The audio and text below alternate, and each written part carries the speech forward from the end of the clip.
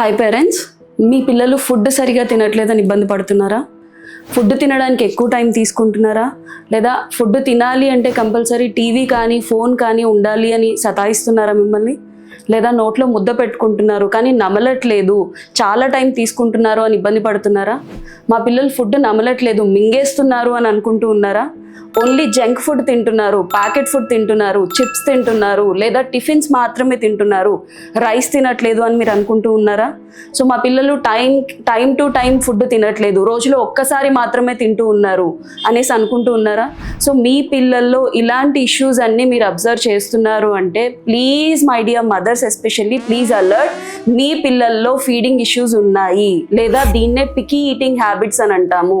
ఇది ఇగ్నోర్ చేసే కండిషన్ కాదు, దీనికి మనం యాక్షన్ తీసుకోవాల్సి ఉంటుంది. సో బీయింగ్ మదర్స్ మీరు దీనికి ఏం చేయొచ్చు అని అంటే ఈ 3 టిప్స్ ఫాలో అవ్వండి, మీ పిల్లల్లో ఉన్న పికీ ఈటింగ్ హ్యాబిట్స్ని కొంతవరకు తగ్గించవచ్చు. ఏంటవి అని అంటే కనుక, number 1, start using vibratory brush. So మనకి మార్కెట్లో అమెజాన్లో అవ్వచ్చు, ఆన్లైన్లో అవ్వచ్చు, ఎక్కడైనా సరే మనకి వైబ్రేటరీ బ్రష్ అని దొరుకుతుందండి. రోజు డైలీ మనం వాడే బ్రష్లు కాకుండా పిల్లలకి వైబ్రేటరీ బ్రష్ ఇవ్వడం స్టార్ట్ చేయండి. మార్నింగ్ 1 టైం, నైట్ 1 టైము పిల్లలకి వైబ్రేటరీ బ్రష్తో బ్రషింగ్ చేయడం అలవాటు చేయండి. దీనివల్ల ఏమవుతుందంటే ఓరల్ సెన్సిటివిటీస్ ఏమన్నా ఉంటే తగ్గుతాయి. Number 2, start having family meal times. So మనం మదర్స్ ఏం చేస్తూ ఉంటారంటే ఎస్పెషల్లీ మీ పనులన్నీ చేసుకొని పిల్లలకి ఫాస్ట్గా ఫుడ్ పెట్టేసి తర్వాత మీరు కూర్చొని ఫుడ్ తినడం జరుగుతూ ఉంటుంది. ఫాదర్స్ వాళ్ళు సపరేట్గా ఫుడ్ తినేసి వెళ్ళిపోతూ ఉంటారు. సో ఇలాంటి మిస్టేక్స్ చేయకండి. Parents are the biggest models for the children.